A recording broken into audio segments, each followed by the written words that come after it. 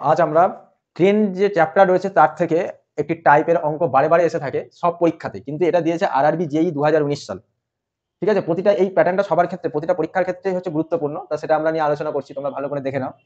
বলে দেখো, a 300 metre long train crosses a platform in 39 second. তাহলে 300 মিটারের একটা লং ট্রেন, সেটা একটা প্ল্যাটফর্মকে ক্রস করছে কত, 39 সেকেন্ডে, 39 সেকেন্ডে।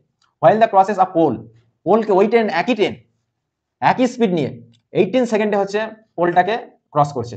What is the length of the platform চেয়েছে, প্ল্যাটফর্মের লেন্থ তোমার কাছে জিজ্ঞাসা করেছে। তাহলে দেখো, তার আগে আমি কিছু কনসেপ্ট তোমার এখানে বলি। কনসেপ্ট কনসেপ্ট কি আছে? যখন কোনো ট্রেন কোনো গাছ বা কোনো পোল বা কোনো মানুষ বা স্টেশনারি কোনো কাউকে যদি অতিক্রম করে, তার দৈর্ঘ্য যদি ট্রেনের থেকে খুবই নগণ্য হয়, তাহলে কিন্তু ট্রেন নিজের দৈর্ঘ্যকে অতিক্রম করবে, সেটাকেই বোঝায়। আর যদি হচ্ছে তুমি দেখো যে কোনো ট্রেন দৈর্ঘ্যযুক্ত কাউকে, অর্থাৎ যেমন প্ল্যাটফর্ম, এখানে যেমন প্ল্যাটফর্ম দিয়েছে, ধরো কোনো হচ্ছে পাহাড় পর্বত এরকম রিলেটেড যদি দৈর্ঘ্য আছে, এরকম কাউকে অতিক্রম করে, তার মানে ট্রেনের দৈর্ঘ্য প্লাস প্ল্যাটফর্মের দৈর্ঘ্য বা সেই পাহাড়ের দৈর্ঘ্য বা যারই দৈর্ঘ্য, সেটা যোগ হয়ে যাবে। ঠিক আছে, তা হচ্ছে তুমি সবসময় মনে রাখবে, তাহলে হচ্ছে কনসেপ্ট হচ্ছে এটা। আর তার সাথে তুমি জেনে রাখবে হচ্ছে S equal to D by T, এটা জানতে হবে। ডি ফর হচ্ছে distance, T for time, S for speed. Clear? তাহলে দেখো এইখানটায় জাস্ট এটা তুমি লিখবে, এইখানটায় যে 300 মিটারের লং ট্রেন, তাহলে লেন্থ অফ দ্য ট্রেন বলে দিয়েছে। ট্রেন কত বলেছে? 300 মিটার। আর বলেছে 300 মিটারের একটা দৈর্ঘ্যযুক্ত ট্রেন প্ল্যাটফর্মকে অতিক্রম করছে, তাহলে প্ল্যাটফর্মকে অতিক্রম করছে, প্ল্যাটফর্মের দৈর্ঘ্য দেয়নি।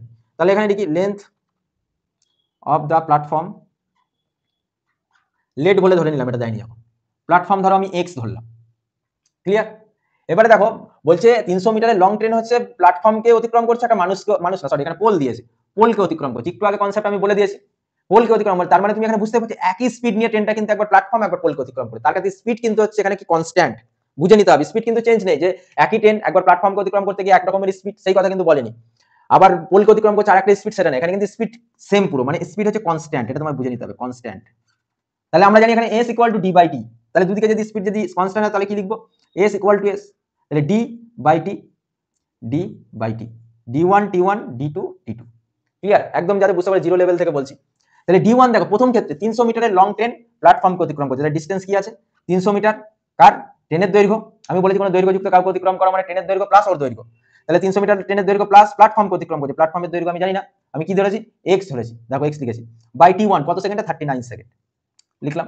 এবার ডি টু মানে সেকেন্ড আরেকটা কন্ডিশন দিয়েছে, পোলকে অতিক্রম করছে, তাহলে আমি কি বলেছি? পোল মানুষ কাউকে যদি অতিক্রমের দৈর্ঘ্য যদি খুবই নগণ্য হয়, তাহলে ট্রেন নিজের দৈর্ঘ্য অতিক্রম করা হবে। এবার তুমি যদি বলে যে স্যার আমি এটা 300, তো ওই একই ট্রেনের দৈর্ঘ্য তার চেঞ্জ হচ্ছে না, একই সেম ট্রেন, তাহলে দৈর্ঘ্য সেম থাকবে। 300 প্লাস তুমি বলে স্যার পোলকে অতিক্রম করে, পোলের তো দৈর্ঘ্য নেই, জিরো।